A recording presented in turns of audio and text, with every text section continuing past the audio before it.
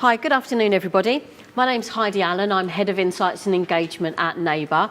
For those of you that haven't heard of Neyber, we're a financial wellbeing organisation, and our aim is to help employees right across the UK get themselves into a more positive financial position, build their financial capability and ultimately build their financial resilience. So I have the pleasure today of being joined by Sally from Anglian Water, who's one of our clients, and she's going to talk to you in a little bit more detail about some of the great things that Anglian Water have been doing to help build the financial confidence of their employees. So today we're just going to cover what does it mean by financial wellbeing? How are your employees feeling currently about their financial situation? And ultimately why we feel it's important for every organisation to have financial wellbeing as part of their overall wellbeing strategy for their employees. So over the last couple of years, we've carried out a number of pieces of research to really try and understand exactly what's happening with employees, how they feel about their financial situation and what they're worried about. And also how those worries are manifesting themselves both in their relationships inside and outside of work, but also on their behaviours and their ability to concentrate and focus on the thing that they're currently doing. Last year we produced our first report, The DNA of Financial Wellbeing, which was massively well received. And this year, a couple of weeks ago, we launched the second piece of research, the 2017 study. As well as looking at employees across the UK, we also surveyed over 500 employers as well. So what that's enabled me to do is to actually have a look and really understand this whole issue from both perspectives. But it's been really interesting when we start to look at where the synergies and the disconnects lie between the two. So one of the questions we asked was around employee happiness. Now, you will have seen these elements before. There are 5 key elements that go to make up how we all feel overall. And if one of these aspects isn't quite right, it really can have a big impact on how we feel generally. So we asked employees currently, are you unhappy with any one of these aspects? And as you can see, 27% said they were currently unhappy with their financial situation. 23% said they were currently unhappy with their career, and 20% said they were unhappy with their physical health. So that's a large proportion of the workforce that are unhappy about something that we have direct control over. We can help them to turn that around. So let's look at finances in a little bit more detail. So almost 6 in 10 employees said that they'd been affected by financial worries in the last year. That's astronomical. When we look to categorise that and we look to say, well, actually, how are these worries manifesting themselves? It could be in any one of a number of ways. It could be stress, anxiety, depression, loss of sleep, lack of ability to focus at work, or even taking time off of work to sort things out for themselves. And as you can see, this isn't just an issue for one particular age group. This goes right across the spectrum, across all employees.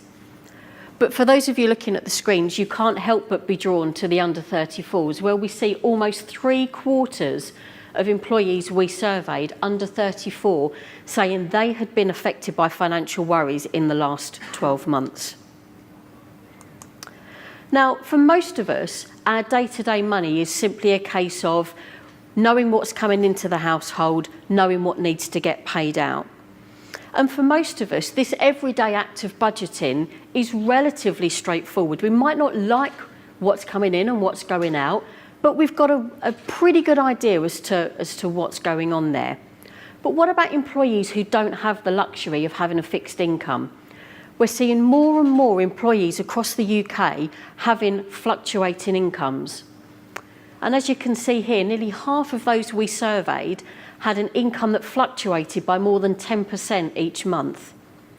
So actually, when you think about how people can budget, knowing what's coming in and what's going out, this level of fluctuation makes it even more difficult for employees. But then what happens if an unexpected expense comes their way? Something, either a big event that's planned or even worse, unplanned, comes their way. These are some of the catalysts for why we're seeing so many people worried and so many people stressed about their financial situation. They don't have that buffer to be able to cope should something happen that they hadn't planned for. And when it comes to everyday money management, again, we see nearly half of employees we surveyed regularly borrowing to meet basic financial needs each month. Now, I don't mean luxury items, I mean paying the rent or the mortgage, putting food on the table, basic utility bills, travel to and from work, essential day-to-day things, and almost half of our employees currently are regularly borrowing to do that.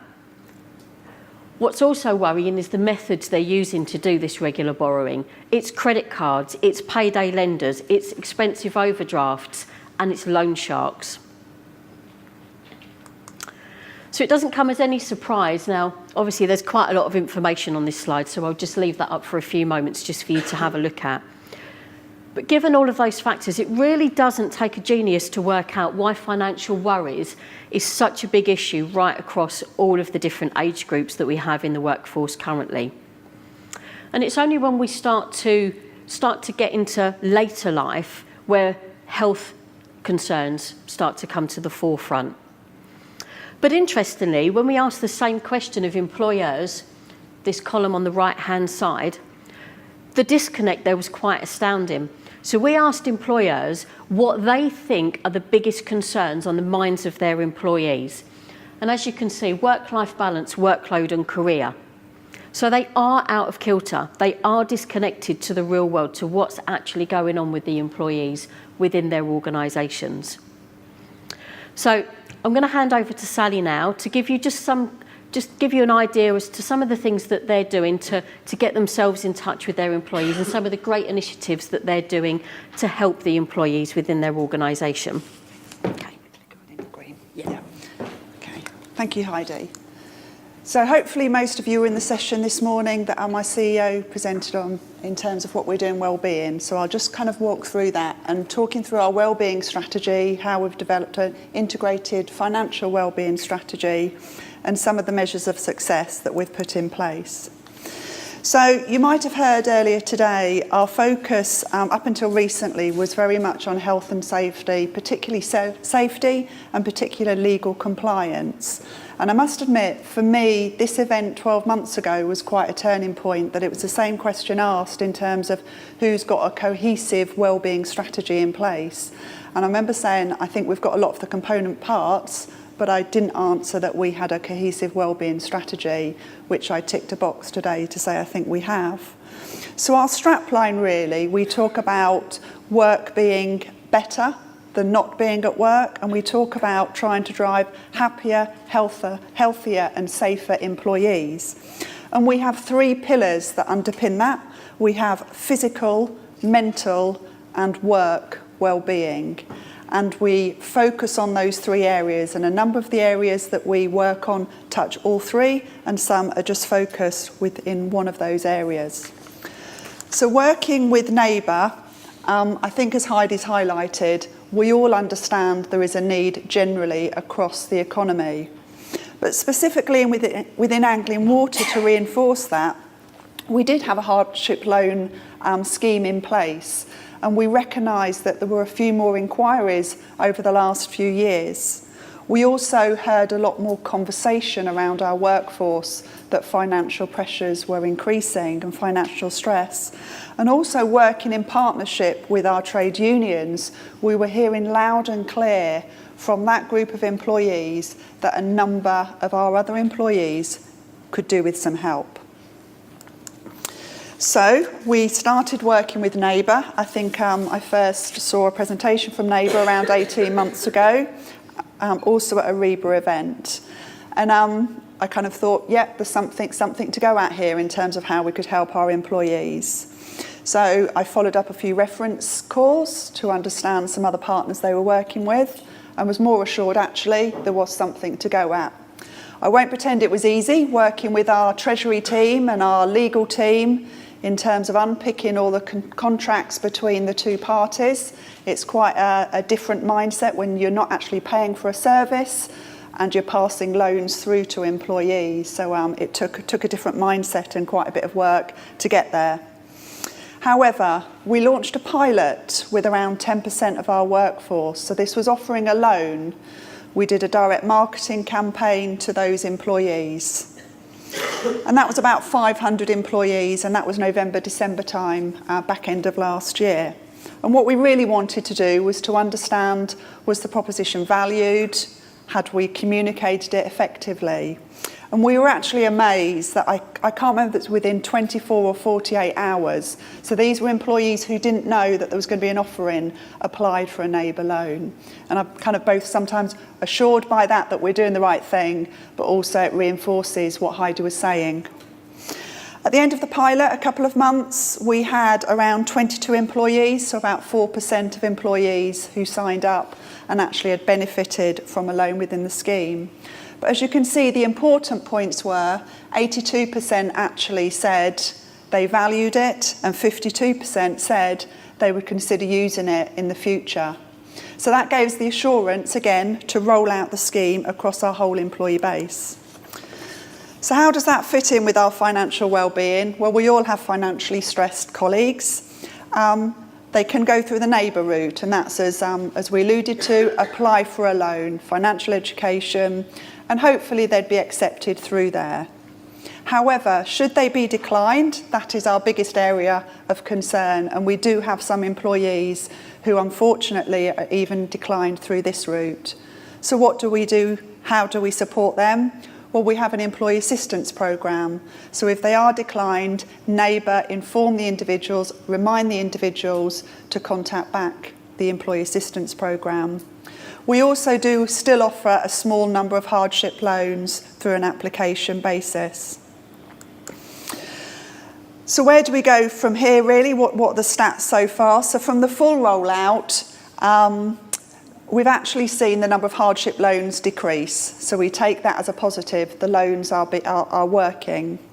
We've also got a lot of conversation around the business. Managers feel supported, employees feel supported. It might not be something they need that particular day, that particular week, but they are aware there is an offering that, should it be needed, can help potentially get them out of that place of financial stress and worry. And what I'm really, really pleased, you'll see from the chart here that over 56% of the employees, and that's around about 100 employees now, have taken out a loan. Over half, it's about debt consolidation. And it goes without saying, the fact that it's a debt consolidation means that they are saving money each week, each month, to the previous loans that they had in place to meet those basic needs that Heidi referred to. So overall, we're sticking around about the 4% take-up rate. So that's what happened in the pilot, and that's what's happened in the wider workforce. And that's around about £700,000 worth of loan since the rollout started in January of this year. But my main concern still sits around those few individuals who have even not been successful in terms of a loan through this route. So where do we go from here? We've started to embark in this area, but this is really the opportunity that we're working through. So on top of the loan offering, as you can see, our employees have access in terms of webinars, online portals, on-site seminars we're starting to develop. So a real all-round offering rather than just the loan facility. Very, very quickly, I just wanted to spend a couple of minutes also on our loyalty savings scheme. So this is the other end of financial well-being, not necessarily where people are in financial stress and can't afford to save, but making it as easy as possible for employees to save. So we have an annual, what we call loyalty savings scheme. We help employees to do deductions each month over a 3-year period, direct from salary. We set the bank accounts up for them with their consent, and it's a very, very easy transition for them to get into the method, the discipline of monthly savings. And at the end of the 3 years, should the company hit some target levels, we pay a bonus to employees. And the 2017 scheme that we've just launched, around 25% of our employees signed up for that, on an average £130 a month. So that shows if you do make things easy for people, that discipline of good financial management and saving is really valued by our employees. So that's the end of the presentation, and hopefully we've got a few minutes left to cover some questions, should there be any. There are a couple of questions on Slido. If we can move over to Slido. So given the spike in inflation and the fall in weekly earnings, how will this type of service assist? I suppose that's implying that there might be an increase in demand.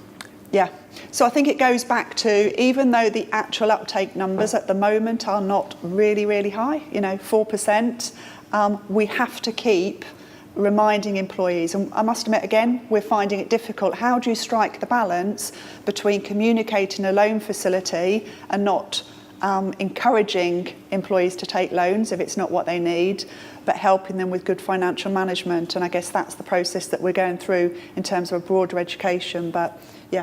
I mean, that's another question really. How do you ensure the loan isn't used to get further into debt? Yeah. So, what kind of safeguards have you got in place? Yeah, I'll take that one as the loan provider. So effectively what we do, because we access, as part of the application process, we access their credit file. So we're not like a traditional lender who just looks at the credit file and computer says yes or no. We look at affordability.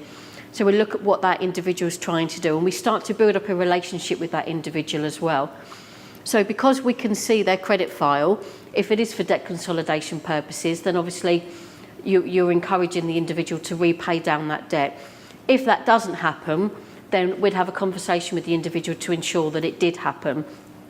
And we are currently working on the facility we're developing at the moment, where we can actually pay down that debt on their behalf, so that actually any money that's left over from that borrowing will then get transferred to the individual, and then the loans are used to repay that debt directly. So we're working on that at the moment.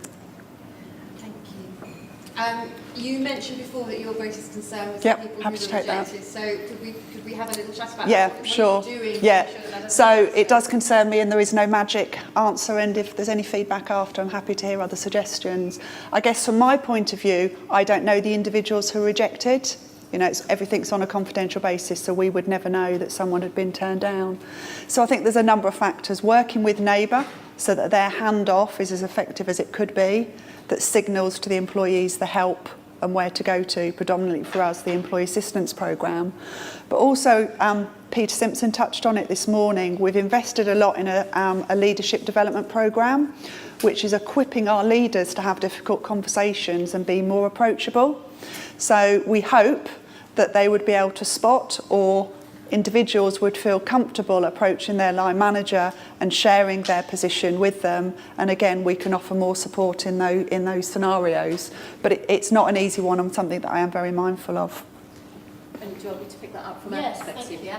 So we have a process whereby if borrowing is not the right thing for an individual, if they're in a dire situation where their levels of debt are such that more borrowing and consolidating is not the right thing to do, then as a responsible lender, obviously, we'll make sure that that doesn't happen. And we do have a route whereby we don't just say to somebody, no, sorry, we can't help you, and we don't just leave it there.